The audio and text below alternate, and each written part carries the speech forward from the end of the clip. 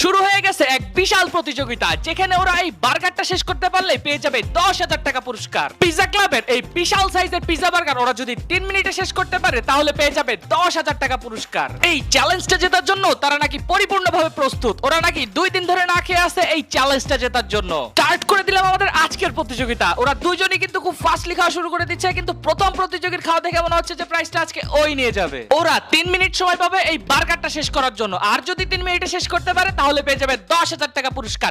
Already কিন্তু 1 minute শেষ হয়ে গেছে, আর মাত্র 2 মিনিট আছে। এই পিচ্চির খাওয়া দেখে গাইস আমি পুরাই অবাক। এই পিচ্চি এই হুজুরের থেকেও বেশি খাচ্ছে, আর পুরা রাক্ষসের মতো খাওয়া শুরু করে দিছে। আর মাত্র 1 মিনিট আছে, আর ওরা অলমোস্ট কিন্তু শেষ করে ফেলেছে। আজকে মনে হয় আমার 10,000 টাকা পুরা লস এখানে। আমি মনে হয় ওদের সাথে বাজিতে হেরে যাব।